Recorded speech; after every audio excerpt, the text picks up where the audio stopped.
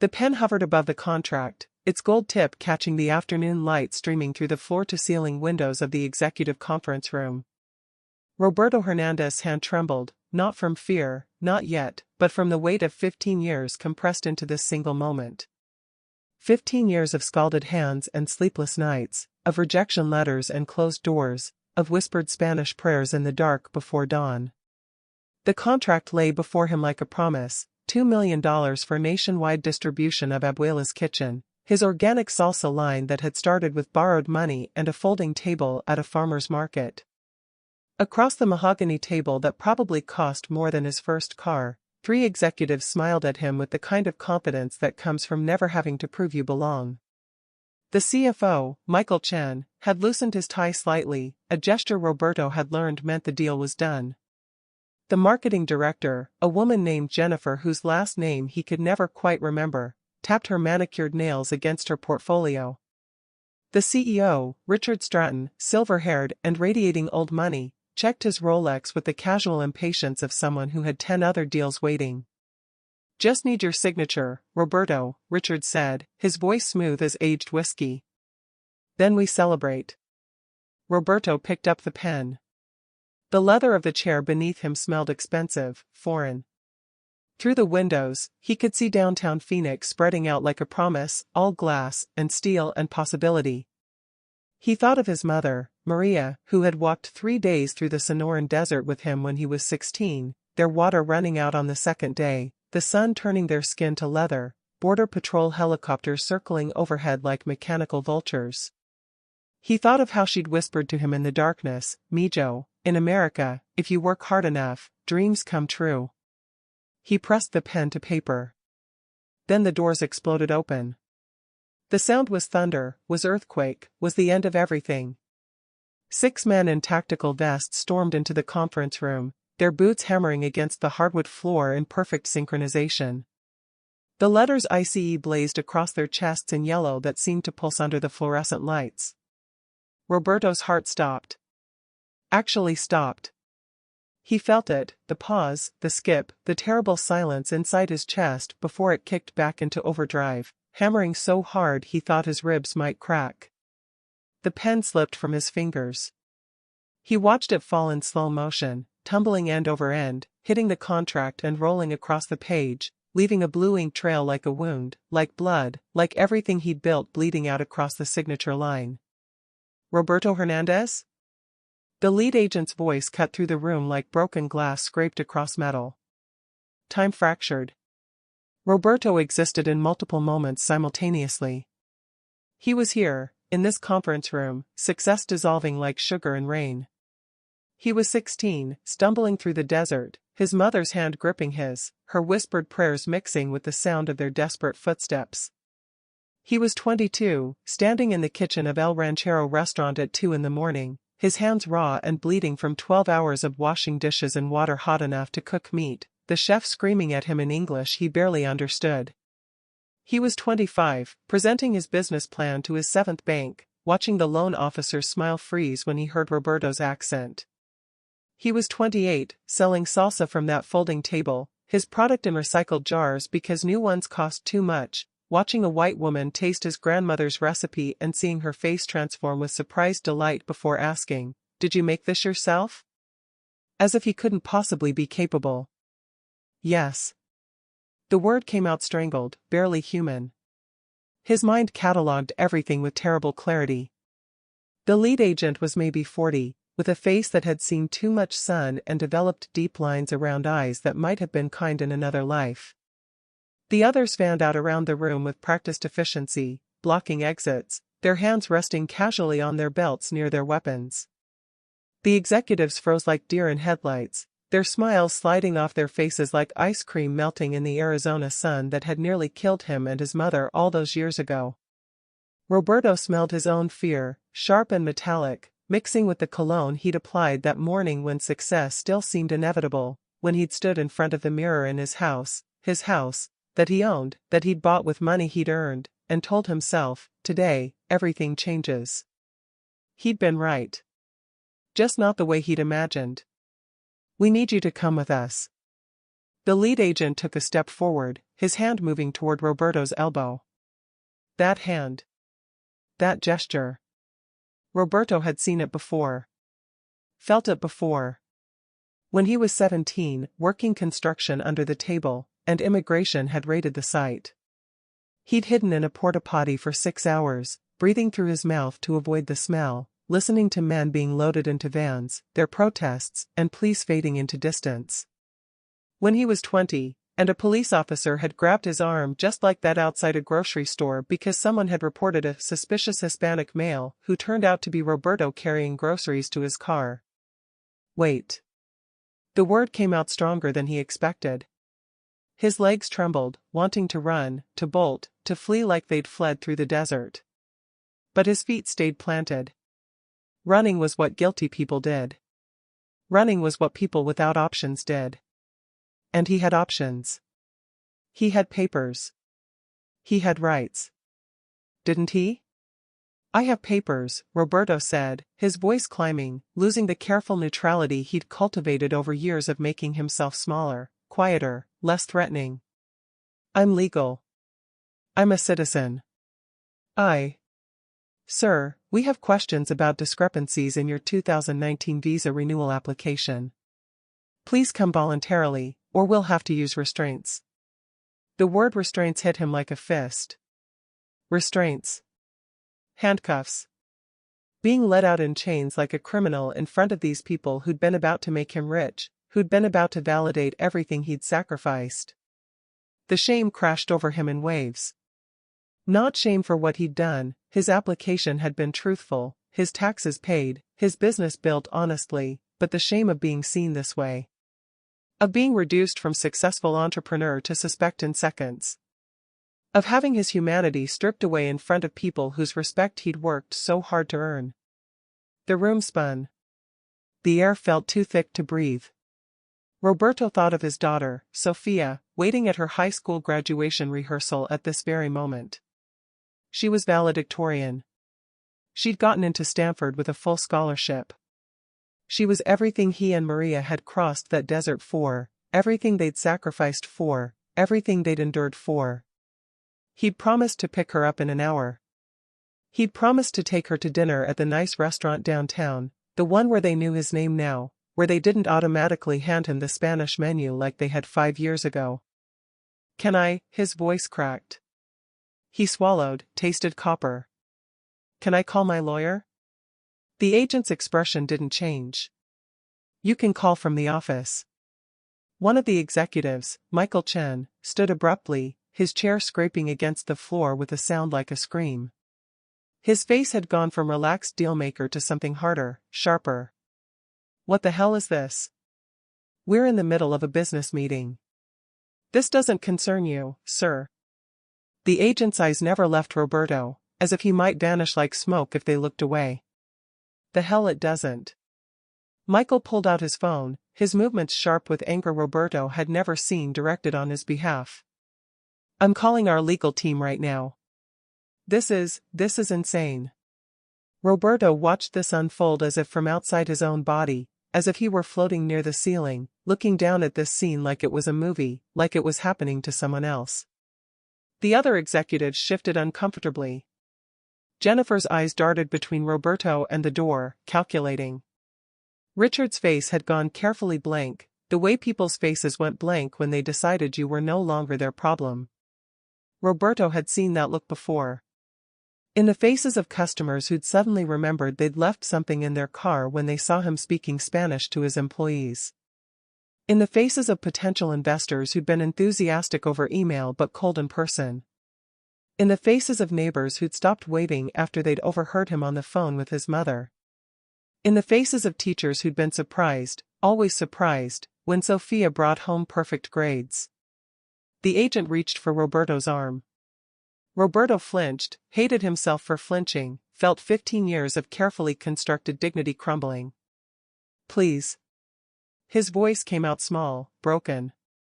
Can we do this outside? I'll cooperate. I'll come with you. Just, not here. Please. Something flickered in the lead agent's eyes. Recognition, maybe. Or pity? Roberto wasn't sure which was worse.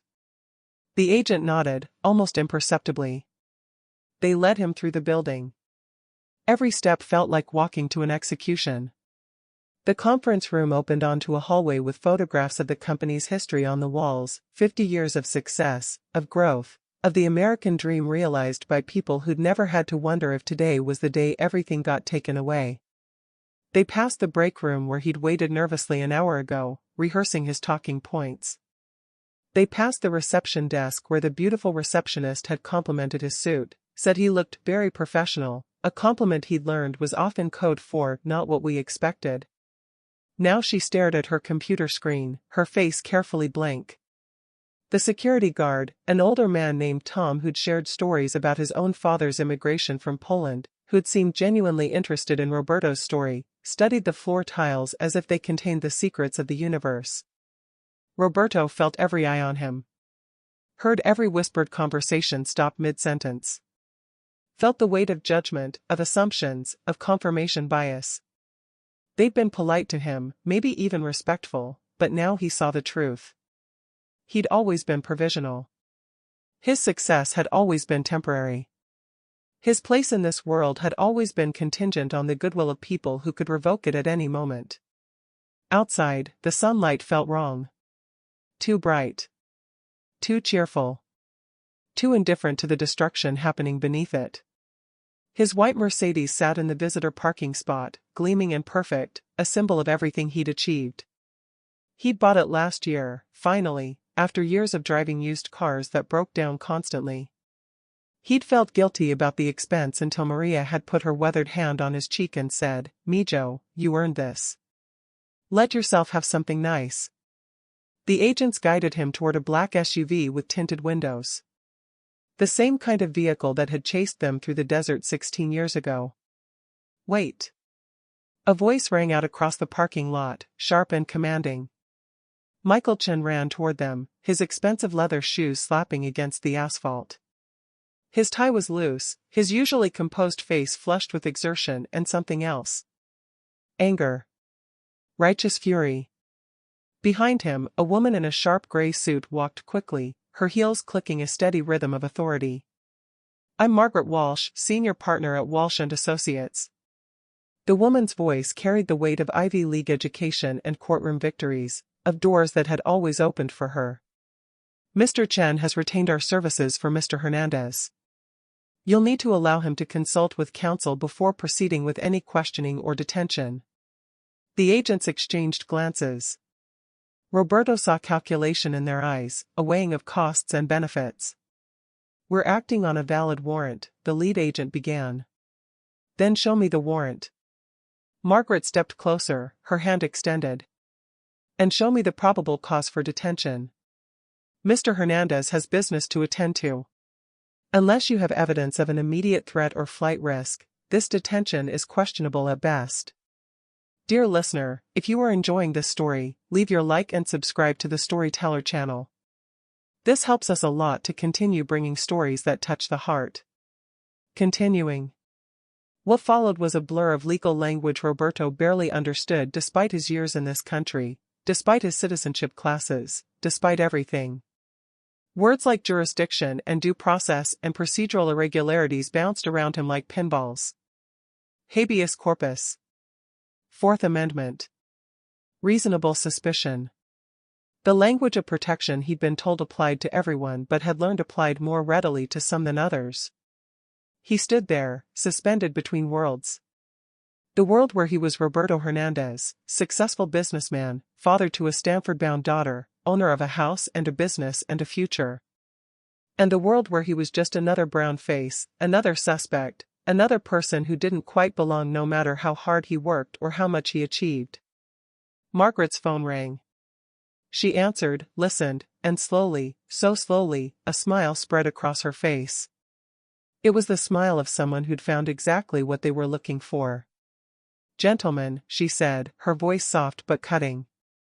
"Your warrant was issued based on information for Roberto Hernandez from Las Cruces, New Mexico, date of birth March 15, 1982.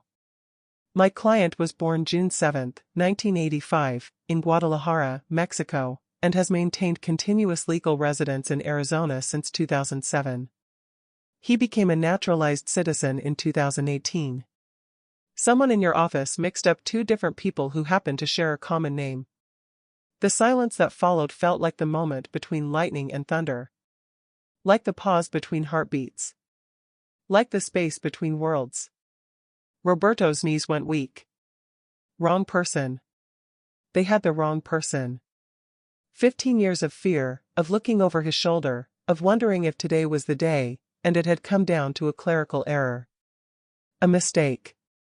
His life had almost been destroyed over a typo, an overlooked detail, a database error. The lead agent took Margaret's phone, his face darkening as he scrolled through whatever evidence she'd pulled up. His jaw tightened. His shoulders sagged almost imperceptibly. Roberto recognized that posture. He'd worn it himself countless times. The posture of someone realizing they'd made a terrible mistake. "We'll need to verify this information back at the office," the agent said, his voice losing its hard edge. "You'll verify it now," Margaret said, her voice steel wrapped in silk. "You have smartphones. You have databases. You have supervisors. My client has rights, and you've already violated them by detaining him without proper verification. You'll release him immediately, or I'll have your department in court by morning explaining why you couldn't be bothered to check a birth date before terrorizing a United States citizen in front of his business associates." The agent made a call. Stepped away. Spoke in low tones Roberto couldn't hear but could feel in the tension radiating from the man's body. Minutes passed like hours. Roberto became aware of his own body again, his hammering heart, his trembling hands, the cold sweat drying on his skin in the Phoenix heat. Finally, the agent returned. He looked at Roberto, really looked at him, maybe for the first time. Saw him as a person instead of a case file. "There's been a mistake," he said, the words clearly painful. "You're free to go, Mr. Hernandez. We apologize for the confusion." Confusion. As if confusion was the word for having your entire world crumble. As if confusion was the word for being reduced to a suspect in front of people whose respect you'd spent years earning. As if confusion was adequate compensation for the terror still coursing through his veins. But Roberto nodded. Said, "Thank you." Because that's what people like him did. They thanked people for basic human decency. They thanked people for not destroying their lives. They thanked people for recognizing their humanity. The agents left. Their vehicles pulled away. Roberto stood in that parking lot, legally cleared, completely free. But he didn't feel free. He felt like a glass that had shattered and been glued back together, whole from a distance, but forever marked by invisible cracks. Michael Chen stood beside him, his hand on Roberto's shoulder. The touch was gentle, respectful. "Come back inside," he said softly. "Let's sign that contract. Let's finish what we started." Roberto looked at the building. At the windows reflecting the sky. At the future waiting for him on that mahogany table. Then he thought about Sophia, about her graduation, about the life she'd have that he and Maria had paid for with desert crossings and burned hands and swallowed dignity. "I need a day," Roberto heard himself say. I need to think. To process this." Michael squeezed his shoulder. "Take all the time you need. The deal will be here when you're ready." That evening, Roberto sat in the bleachers at Sophia's high school gymnasium, watching his daughter practice walking across the stage in her cap and gown. The other graduates laughed and joked around her, but Sophia kept glancing at the doors, her face tight with worry. News traveled fast in their community. Someone had seen the ICE vehicles. Someone had heard rumors. The whisper network that kept them safe had also spread her fear. When she finally saw him, her face transformed. Relief and joy and love crashed across her features like a wave. She forgot about the rehearsal, forgot about staying in line, forgot about everything except that her father was there, was safe, was whole. She ran to him, her gown billowing behind her, and threw her arms around him with the fierce strength of a child who'd learned too young that nothing was guaranteed. Papa, she whispered against his chest, her voice muffled by his shirt. I was so scared. Maria called me, she'd heard something, and I thought. I'm here, Mija, he said, holding her tight, breathing in the familiar scent of her shampoo. I'm okay. Everything's okay. But even as he said it, he knew it wasn't true. Nothing was okay. Nothing would ever be quite the same. He'd learned something today that he couldn't unlearn, understood something that would mark him forever. Success wasn't immunity. Achievement wasn't protection. No matter how high he climbed, no matter how much he earned, no matter how perfectly he played by rules that changed without warning, he would always be vulnerable in ways that others weren't. Sophia pulled back, looking up at him with eyes so much like Maria's it hurt. What happened? He told her. Not everything, she didn't need to know about the shame, about the eyes on him, about the terror that had turned his blood to ice water. But he told her enough. About the mistake. About Michael and Margaret. About how close it had come. That's not fair, Sophia said, her voice shaking with anger he rarely heard from her. That's not right. You're a citizen. You have papers. You. I know, Mija. I know. Then why? Because the world isn't fair, Roberto said gently. Because having papers isn't always enough. Because some of us have to prove ourselves over and over while others get to just exist. She was quiet for a long moment, processing this truth she'd been protected from but always somehow known. Finally she said, "What are you going to do?" That was the question, wasn't it? What was he going to do? Sign the contract and pretend today hadn't happened? Walk away from everything he'd built because one terrible moment had shown him how fragile it all was? Hide? Fight? Disappear into invisibility? Roberto looked around the gymnasium at the other families gathering for the rehearsal. He saw other brown faces, other immigrant families, other people who lived with the same fear he did. He saw the janitor, an older man he'd chatted with in Spanish at previous school events. He saw a woman he recognized from the Mexican grocery store where he still shopped even though he could afford the fancy organic market now. He saw his community, his people, living in the same shadow he'd been trying to escape. And he realized something. The shadow would always be there. No amount of success would make it disappear. But maybe, he could use his success to make the shadow a little smaller for others. Maybe that's what success was supposed to be for. The next day, Roberto returned to that conference room. The executives were carefully professional, overly polite, tiptoeing around the elephant in the room. But Michael Chen met his eyes directly, with respect that felt earned, real. Roberto signed the contract. Shook hands. Smiled for the photograph they wanted for the press release. Did everything a successful businessman was supposed to do. But he also did something else. That afternoon, he met with Margaret Walsh and established the Hernandez Legal Defense Fund, seeding it with $100,000 of his new wealth. Its mission, providing legal representation for immigrants facing wrongful detention or deportation.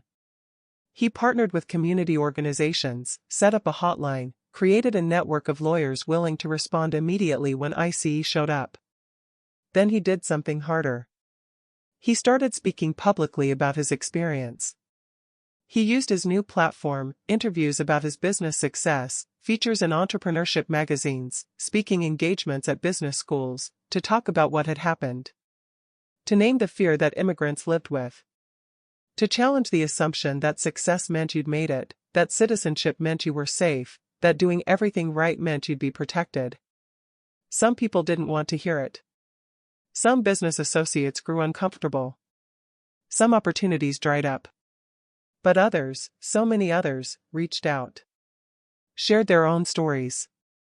Thanked him for saying what they'd been afraid to say. Sophia went to Stanford that fall. She called him every week, told him about her classes, her friends, her plans to study law and policy. I want to fix this, she told him. I want to make it so what happened to you can't happen to anyone else. That's a big dream, Mija, Roberto said. You taught me to have big dreams, Papa. You and Mama, you walked through a desert for them. The least I can do is fight for them. Years passed. Abuela's kitchen became a household name. The business grew, expanded, thrived. Roberto became wealthy in ways his 16-year-old self couldn't have imagined. But he never forgot that moment in the parking lot, that feeling of everything crumbling, that terror of having his humanity questioned. He kept a copy of the contract in his office, the one with the blue ink smear from the dropped pen. He kept it as a reminder. Not of how close he'd come to losing everything, but of what he'd learned when everything hung in the balance. Success wasn't about reaching a point where you were safe from a system that saw you as other. It wasn't about accumulating enough money or status to be immune to injustice. It wasn't about climbing high enough that you could finally stop looking over your shoulder. Success was about transforming that fear into purpose. It was about using your platform to amplify the voices of those who had none. It was about remembering where you came from and reaching back to pull others forward. It was about refusing to let trauma make you smaller and instead letting it make you braver, louder, more committed to justice.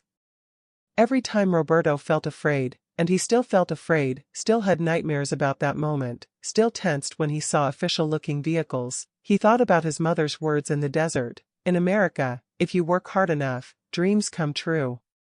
She'd been right, but not in the way she'd meant. Dreams didn't come true because you worked hard. Dreams came true because you worked hard and fought back and refused to accept that your humanity was conditional. Dreams came true because you stood up anyway, built anyway, hoped anyway, even when the system tried to crush you. And that became Roberto's true American dream, not wealth or status or safety, but the fierce, unbreakable determination to live with dignity, to fight for justice, and to prove every single day that he belonged here, that his story mattered, that his life had value beyond what any document or agent or system said it did. That was the lesson he'd learned in that parking lot, standing between the wreckage of one future and the birth of another. And it was the lesson he'd spend the rest of his life teaching anyone brave enough to listen. Now tell me, what did you think of this story? What would you have done in his place? Leave your opinion in the comments. I love reading every single one. Don't forget to leave your like and subscribe to the Storyteller channel for more emotional stories.